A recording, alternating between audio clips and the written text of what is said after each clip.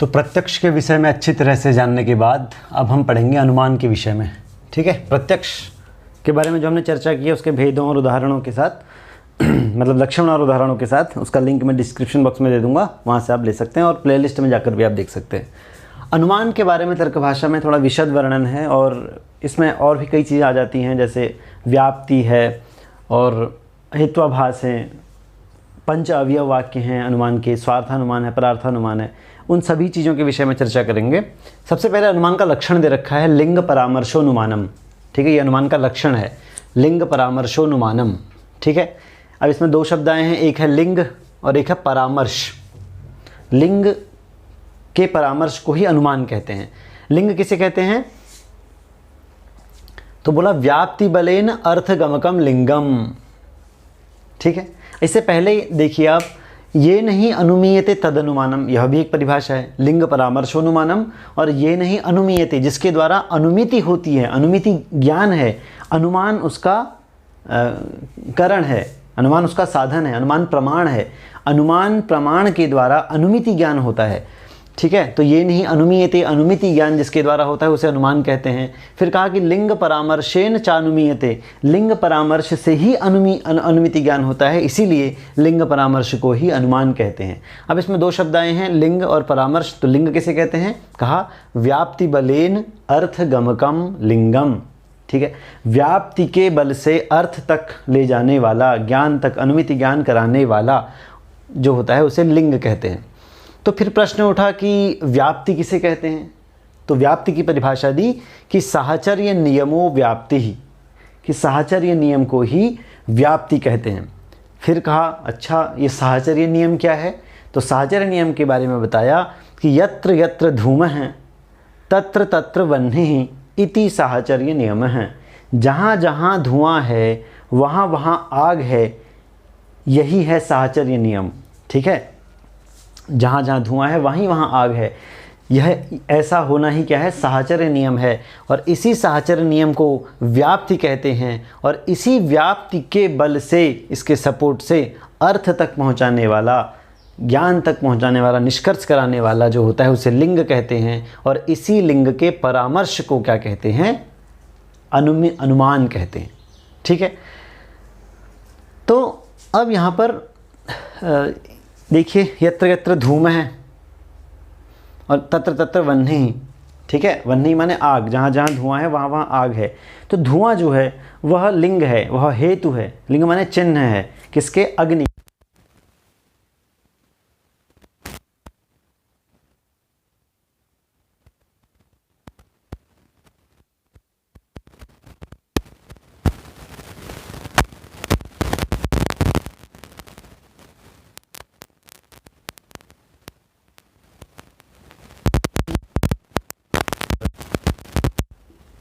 ठीक है, लिंगस्य तृतीयम ज्ञानम। अब लिंग का तृतीय ज्ञान अगर परामर्श है तो पहला ज्ञान और दूसरा ज्ञान क्या है? तो कहा कि जैसे धूम अगर लिंग है, अग्नि का चिन्ह है धूम, धुएं से अग्नि की पहचान होती है। तो कहा कि अगर धूम लिंग है तो इसका पहला ज्ञान क्या होगा? सपक्षे लिंग दर्शनम। अब ये सपक्ष क्या है इसको अभी जानेंगे, फिलहाल आप ये समझिए महानस मंदिर, रसोई घर में, आप रसोई घर में गए, वहाँ आपने धुआं देखा तो आपने कहा धुआं कहाँ से हो रहा? तो आपने देखा अरे रसोई घर में आग जली हुई है, तो आग से धुआं निकल रहा है। तो पहली बार आपने जब धुएं को देखा और आपने आग के साथ उसको देखा तो महानस बोलते हैं रसोई घर को। तो पहली बार आपने महानस में जो धुएं को देखा वो था धूम का लिंग का प्रथम ज्ञान। फिर आपने क्या किया? फिर आप जंगल की ओर गए, दूर एक पहाड़ था, पहाड़ में आपने देखा धुआं निकल रहा था। तो दूसरी बार जब आपने रसोई घर में देखकर फिर आपने पहाड़ पर देखा तो धुआं निकल रहा था, तो वो जो ज्ञान हुआ धुएं का वो दूसरा ज्ञान हुआ, पक्षे लिंग दर्शनम, यानी कि पर्वते धूम दर्शनम। अब जब आपने पहाड़ पर धुआं निकलता हुआ देखा तो तुरंत आपको व्याप्ति का स्मरण हो आया कि अरे जहाँ जहाँ धुआं होता है वहाँ वहाँ आग होती है, जैसे कि रसोई घर में। और इसी के साथ, इसी व्याप्ति के स्मरण के साथ आपने यह अनुमान लगाया कि क्योंकि वहाँ पर धुआं दिख रहा है पर्वत पर, इसलिए वहाँ पर आग हो सकती है। ये जो ज्ञान था ये तीसरा ज्ञान था और इसी तीसरे ज्ञान को परामर्श कहते हैं। ठीक है, तो व्याप्ति स्मरणेन सह, व्याप्ति के स्मरण के साथ, व्याप्ति क्या है, साहचर्य नियम व्याप्ति है। साहचर्य नियम क्या है, यत्र यत्र धूम है तत्र तत्र वह्नि, जहाँ जहाँ धुआं है वहाँ वहाँ आग है, जैसे कि रसोई घर में, यही साहचर्य नियम है और यही व्याप्ति है। और व्याप्ति के स्मरण से के साथ आपने पक्ष मतलब पर्वत पर धुएं को देखा, तो इसे हम कहेंगे परामर्श। ठीक है, और इसी लिंग के परामर्श को, लिंग के तृतीय ज्ञान को कहते हैं अनुमान। ये सारी टर्म्स हैं, ये सब अब याद कर लीजिएगा, आप समझ चुके होंगे क्योंकि एग्जाम में यहीं से प्रश्न आते हैं और फंसाने वाले प्रश्न आते हैं। ठीक है, लिंगश्च तृतीयम ज्ञानम एव परामर्श है, सलिंग परामर्श एव अनुमानम। लिंग का तृतीय ज्ञान ही परामर्श है और वही लिंग परामर्श ही क्या है, अनुमान कहलाता है। ठीक है, इतना समझ में आया। अब ये जो अनुमान है ये दो तरह का होता है, एक है स्वार्थानुमान और एक है परार्थानुमान। तो ये जो अभी आपने किया, आपने रसोई घर में देखा, फिर आप गए तो पर्वत पर आपने धुआं देखा और आपने अनुमान लगाया कि अरे व्याप्ति का स्मरण किया और अनुमान लगाया कि जहाँ जहाँ धुआं होता है वहाँ वहाँ आग होती है। ये तो स्वार्थ है, मतलब अपने लिए आपने अनुमान किया, तो इसको हम स्वार्थानुमान कहेंगे। लेकिन जब इसी बात को हम किसी और को बताएंगे, परार्थानुमान, परम प्रतिबोधयितुम, दूसरे को जब हम ये बताएंगे कि ऐसा ऐसा है, जहाँ जहाँ धुआं होता है वहाँ वहाँ आग होती है, वहाँ पर भी धुआं इसलिए वहाँ पर आग है, ये सब जो हम दूसरे को समझाएंगे तो इसे हम कहेंगे परार्थानुमान। ठीक है, और दूसरे को समझाने के लिए न्याय दर्शन कहता है कि हमें 5 वाक्यों का प्रयोग करना पड़ता है और इन्हीं 5 वाक्यों को कहते हैं पंच अवयव, अनुमान के 5 अवयव।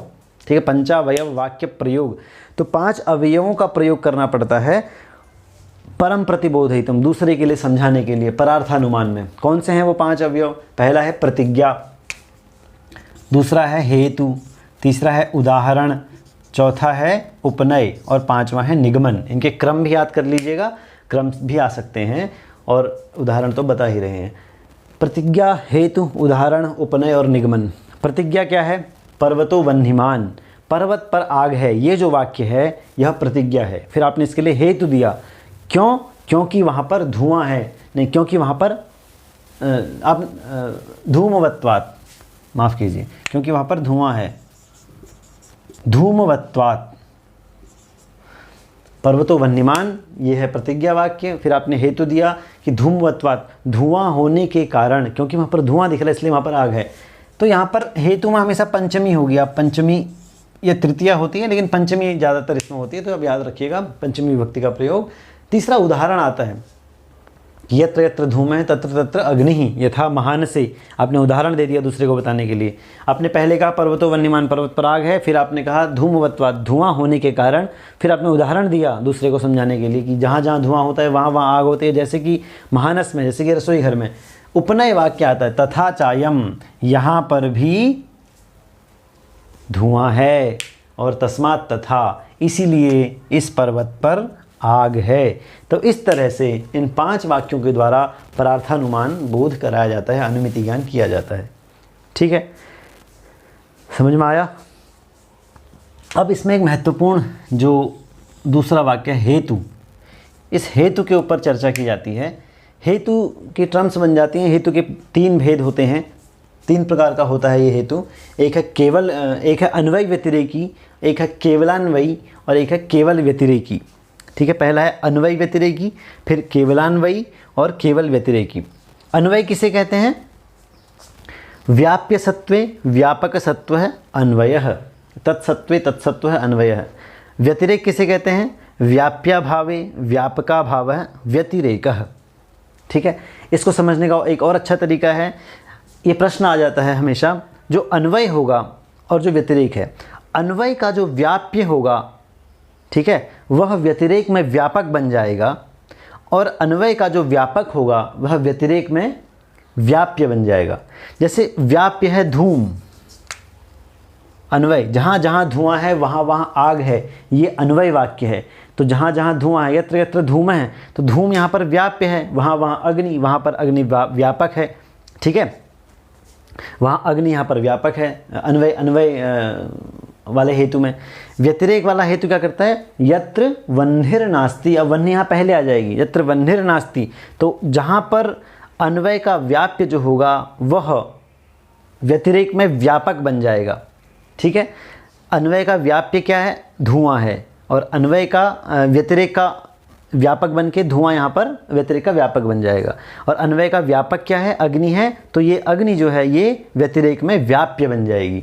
ठीक है, क्रॉस हो जाएंगे। तो जहाँ जहाँ धुआं है वहाँ वहाँ आग है, और यहाँ पर व्यतिरेक में हम बोलेंगे तो जहाँ आग नहीं है वहाँ धुआं भी नहीं है, तो ये अभाव होना, इसी को व्यतिरेक कहते हैं। यत्र वह्निर्नास्ति तत्र धूमोपि नास्ति, ये व्यतिरेक वाक्य है। ठीक है, तो इस तरह से अब इसका एक पूरा उदाहरण लेते हैं। यही अन्वय और व्यतिरेक दोनों प्रकार के जहाँ पर फॉलो किए जाते हैं उस ऐसा हेतु। तो यत्र यत्र धूम है तत्र तत्र अग्नि, ये अन्वय वाक्य हो गया, और यत्र वह्निर्नास्ति तत्र धूमोपि नास्ति, ये व्यतिरेक वाक्य हो गया। अब एक है, अब ये जो अन्वय व्यतिरेकी वाक्य होता है, इसमें दोनों होते हैं अन्वय और व्यतिरेकी, ये पंच रूपोपन्न होता है, 5 रूप होते हैं इसके। पहला है पक्ष सत्व, दूसरा है सपक्ष सत्व, तीसरा है विपक्ष व्यावृत्त, चौथा है अबाधित विषयत्व, और 5वां है असत प्रतिपक्ष। इन 5 रूपों से युक्त होता है। क्रम भी याद कर लीजिएगा, नाम भी याद कर लीजिएगा। पक्ष सत्व, पक्ष किसे कहते हैं, संदिग्ध साध्य धर्माधर्मी पक्ष। ठीक है, जहाँ पर साध्य का धर्म जो है संदिग्ध अवस्था में रहता है। साध्य क्या है, पर्वत पर आग है, हमें सिद्ध करना है कि पर्वत पर आग है, तो हमारा साध्य क्या हो गया, अग्नि। ठीक है, पर्वत पर आग हमें सिद्ध करनी है ना, तो साध्य क्या हो गया हमारा, अग्नि हो गया। तो जहाँ पर संदिग्ध साध्य धर्माधर्मी, ऐसा धर्मी जहाँ पर साध्य के धर्म जो है वो संदिग्ध अवस्था में रहते हैं, वहाँ पर आग है या नहीं है ये संदेह हमें है, तो ऐसी जो जगह होती है उसे हम कहते हैं पक्ष। जैसे कि पर्वत पर हमने कहा, पर्वत पर देखा, हमने कहा अरे वहाँ पर आग है। ठीक है, तो अभी निश्चित नहीं हुआ है, बस हमने बोल दिया कि वहाँ पर आग है, तो आग की संभावना वहाँ पर है क्योंकि धुआं दिख रहा है, इसलिए उसको हम कहेंगे पक्ष सत्व। सपक्ष सत्व उसे कहते हैं निश्चित साध्य धर्माधर्मी, जहाँ पर साध्य का धर्म निश्चित अवस्था में रहता है। तो साध्य का धर्म निश्चित अवस्था में कहाँ हो गया, रसोई घर में, कि अरे पर्वत पर आग है, क्योंकि जहाँ जहाँ धुआं होता है वहाँ वहाँ आग होती है। जैसे रसोई घर में, तो रसोई घर में तो पक्का ही है कि वहाँ पर आग थी और धुआं था, तो वहाँ पर तो पक्का ही है। तो जहाँ पर साध्य अग्नि जो है निश्चित रूप से रहेगी, तो उसे हम कहेंगे सपक्ष सत्व। ठीक है, विपक्ष व्यावृत्त, तुरंत इसका एक विपक्ष आता है, विपक्ष में व्यावृत्ति होती है साध्य की, जहाँ पर निश्चित साध्य का अभाव हो, निश्चित रूप से साध्य का अग्नि का अभाव जहाँ पर होगा उसे विपक्ष व्यावृत्त कहेंगे। तो हमने कहा कि जहाँ जहाँ धुआं, जहाँ जहाँ आग नहीं होती है वहाँ धुआं भी नहीं होता है। जैसे महाहृदय, महाहृदय बोलते हैं सरोवर में, जैसे सरोवर में आग नहीं होती तो वहाँ पर धुआं भी नहीं होता है, तो इसे हम कहेंगे विपक्ष। तो हो गया पक्ष जहाँ पर संदिग्ध अवस्था में साध्य रहता है, सपक्ष जहाँ पर निश्चित अवस्था में साध्य रहता है, विपक्ष जहाँ पर साध्य का निश्चित रूप से अभाव रहता है, जैसे कि सरोवर में आग नहीं है तो धुआं भी नहीं है, तो उसे हम कहेंगे विपक्ष व्यावृत्त। अबाधित विषयत्व और असत प्रतिपक्ष, इसको हम विस्तृत रूप से जानेंगे हेत्वाभास प्रकरण में। ये 5 हेत्वाभासों में से भी आते हैं, बाधित विषय और सत प्रतिपक्ष हेत्वाभास है, तो उनको हम अच्छी तरह से वहाँ पर जानेंगे। तो इन 5 रूपों से युक्त होता है अन्वय व्यतिरेकी हेतु, अनुमान। ठीक है, केवलान्वयी क्या है, केवलान्वयी कहता है जहाँ पर व्यतिरेक न हो पाए, व्यतिरेक का उदाहरण आपके पास नहीं है, केवल अन्वय का ही उदाहरण आपके पास है। ठीक है, व्याप्य सत्व व्यापक सत्व अन्वय है, यही इसी का उदाहरण है, व्यतिरेक का नहीं है। जैसे आपने कहा शब्दोभिधेय है, शब्द जो है वो अभिधेय है, अभिधेय का मतलब जानने योग्य है, शब्द को जानना चाहिए, शब्द अभिधेय है। प्रमेयत्वात्, हेतु दिया प्रमेयत्वात्, क्योंकि वह प्रमेय है, प्रमेय माने ज्ञान का विषय, तो जो कुछ भी ज्ञान का विषय है वह जानने योग्य है। आपने कहा यत् प्रमेयम तद अभिधेयम, जो कुछ भी प्रमेय है, जो कुछ भी ज्ञान का विषय है वह अभिधेय है, वह जानने योग्य है। यथा घट है, जैसे कि घड़ा, घट जो है वो ज्ञान का विषय है, इसलिए वो जानने योग्य है। अब ये अन्वय तो बन गया, शब्दोभिधेय प्रमेयत्वात्, यत् प्रमेयम तद अभिधेयम यथा घट है, लेकिन इसका व्यतिरेक नहीं है। आप ऐसा नहीं कह सकते कि जो कुछ प्रमेय नहीं है वह अभिधेय भी नहीं है, ऐसी कोई चीज़ है ही नहीं। ऐसी संसार में कोई वस्तु ही नहीं है जो प्रमेय तो है लेकिन अभिधेय नहीं है। ठीक है, प्रमेय होने के साथ ही अभिधेयत्व उसमें अपने आप आ जाएगा। ठीक है, और अगर अभिधेयत्व होगा तो प्रमेयत्व उसमें अपने आप ही होगा। तो ऐसी कोई चीज़ ही नहीं है, उदाहरण नहीं दे सकते। अगर वो चीज़ ऐसी है तो फिर वो प्रमेय अपने आप ही बन जाएगी, तो अप्रमेय तो रही नहीं, आपको तो ऐसी चीज़ लानी है जो प्रमेय न हो, अभिधेय न हो, ऐसी कोई चीज़ है ही नहीं, इसलिए इसका व्यतिरेक नहीं बन पाएगा। ठीक है। एक है केवल व्यतिरेकी। केवल व्यतिरेकी वह है जिसमें व्यतिरेक तो बन जाएगा लेकिन अन्वय नहीं बनेगा, अन्वय व्याप्ति नहीं होगी। तो जैसा आपने कहा जीवित शरीरम सात्मकम, जो भी शरीर जीवित है वह आत्मा से युक्त है, प्राणादिमत्वात्, क्योंकि उसमें प्राण है। ठीक है, प्राण होने के कारण जीवित शरीर जो है वो आत्मा से युक्त है। अब आपने कहा यत् सात्मकम न भवति, जो आत्मा से युक्त नहीं होता है, तत्प्राणादिमत न भवति, उसमें प्राण भी नहीं होता है। यथा घट है, जैसे कि घड़ा जो है वह आत्मा से युक्त नहीं होता, उसमें आत्मा नहीं होती है, इसलिए उसमें प्राण भी नहीं है, इसलिए उसको दर्द भी नहीं होता, वो क्रिया भी नहीं करता। तो ये तो व्यतिरेक तो बन गया, यत् सात्मकम न भवति तत्र प्राणादिमत भी न भवति, जहाँ आत्मा नहीं होगी वहाँ प्राण भी नहीं होगा, ये तो व्यतिरेक तो बन गया। लेकिन अन्वय कैसे बनाओगे? जहाँ जहाँ आत्मा है वहाँ वहाँ प्राण भी है, इसका कोई उदाहरण बताइए। एक ये तो आप बोल चुके हैं, जीवित शरीर जो है ये तो आप बोल चुके हैं। जब जीवित शरीर के अलावा कोई चीज़ ऐसी है ही नहीं जिसमें प्राण तो हो लेकिन प्राण भी हो और आत्मा भी हो, ठीक है, जीवित शरीर के अलावा कोई ऐसी चीज़ है? जीवित शरीर तो आप बोल चुके हैं ना, जीवम शरीरम सात्मकम, कि जीवित शरीर आत्मा से युक्त है, प्राणादिमत्वात्। हमें तो ये तो पक्ष हो गया, हमें तो सपक्ष चाहिए, सपक्ष है ही नहीं इसका। ठीक है, जैसे यहाँ पर आपने कहा पर्वत पर धुआं है और जहाँ जहाँ धुआं आग होती है वहाँ वहाँ धुआं होता है, जैसे कि रसोई घर में, तो पर्वत का एक सपक्ष बन गया रसोई घर। हाँ ऐसा है, ऐसा पहले भी एक जगह और भी है, लेकिन यहाँ पर जीवित शरीर के अलावा और कोई चीज़ ऐसी है ही नहीं जहाँ पर प्राण तो हो, प्राण जहाँ जो आत्मा से युक्त हो और प्राणवान हो। ठीक है, और कोई चीज़ ही नहीं है, तो इसका अन्वय नहीं बन पाएगा। ठीक है, तो व्यतिरेक बनेगा। तो इस तरह से हेतु 3 प्रकार का बन जाता है। व्याप्ति भी इसको कहते हैं, व्याप्ति 3 प्रकार की हो जाएगी। अन्वय व्यतिरेकी जो 5 रूपों से युक्त होगा, पंच रूप उत्पन्न होगा, फिर एक केवलान्वयी और फिर है केवल व्यतिरेकी। और अब यहाँ हेतु जो है, हेतु का एक और यहाँ से इम्पोर्टेंट प्रश्न निकल कर आता है और इसका एक बहुत महत्वपूर्ण तत्व है ये हेत्वाभास। तो अब हेत्वाभास के विषय में समझते हैं। हेत्वाभास 5 है, चलिए जानते हैं उनके बारे में।